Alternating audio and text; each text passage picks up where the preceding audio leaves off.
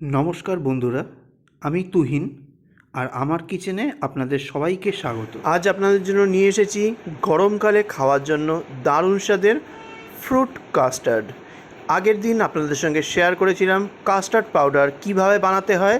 সবথেকে ইজিয়েস্ট ওয়েতে আপনি কম খরচে কিভাবে কাস্টার্ড বানাবেন সেই রেসিপিটাও আমার চ্যানেলে দেওয়া আছে, সেটা অবশ্যই দেখে নেবেন, তাহলে এই রেসিপিটা করতে সুবিধা হবে। তাই বেশি টাকায় কাস্টার্ড পাউডার কিনতেও হবে না। চলুন ফ্রুট কাস্টার্ড বানানোর জন্য বা সেমুই দিয়ে ফ্রুট কাস্টার্ড বানানোর জন্য কি কি লাগে চলুন দেখে নেওয়া যাক। প্রথমে নিয়ে নেব একটা কড়াইটাকে হাই ফ্লেমে গরম করে নিয়েছি।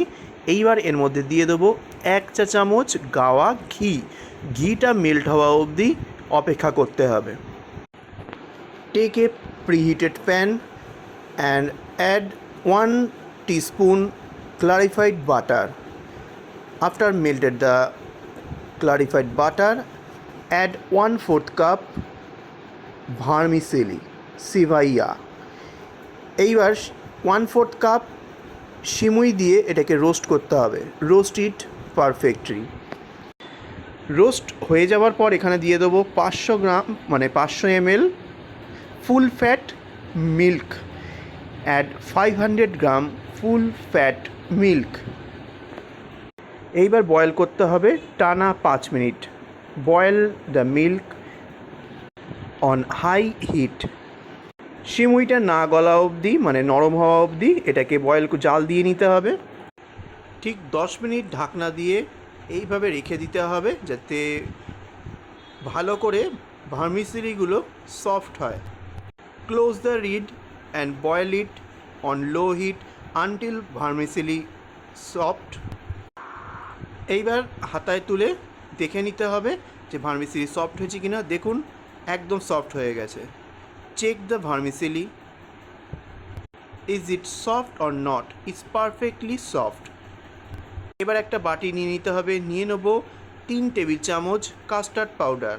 Take a bowl and take 3 tablespoon custard powder. Now add some water and mix it perfectly.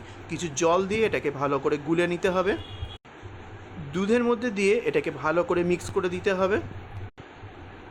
এইবার দিয়ে দেবো স্বাদ অনুযায়ী চিনির গুঁড়ো।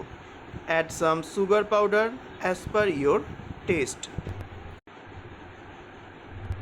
Milk preparation is ready to কুল।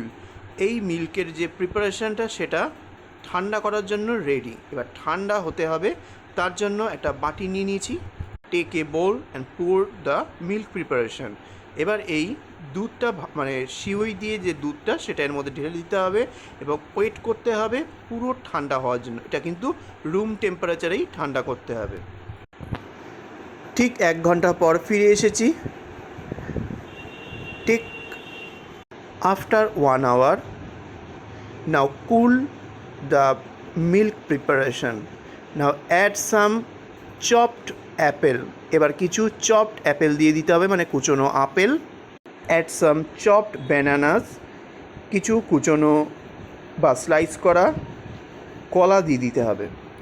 দিয়ে দেবো কিছু কুচিয়ে নেওয়া বা স্লাইস করে নেওয়া কালো আঙুর। Add some chopped or slice black grapes. Add some green grapes. কিছু সবুজ আঙুরও দিয়ে দেবো কিছু বেদানা। Add some pomegranate. Mix it properly and take the bowl and freeze it 4 to 5 hours। 4-5 ঘন্টার জন্য এই বোলটাকে ফ্রিজে ঢুকিয়ে দিতে হবে, অবশ্যই ডিপ ফ্রিজে নয়, তার নিচের অংশতে। ফিরে আসছি 4-5 ঘন্টা পর। ঠিক 4-5 ঘন্টা পর ফিরে এসেছি। এইবার কিছু বোল নিয়ে নেব এই কাস্টার্ডটাকে সার্ভ করার জন্য। Take 3 number of bowl and serve the vermicelli custard, fruit custard. Vermicelli fruit custard is ready to serve. এইটাকে এইভাবে আপনারা কিন্তু খেতে পারবেন ঠান্ডা ঠান্ডা, দারুণ লাগবে এই গরমের দিনগুলোতে বা রোজা করার পর।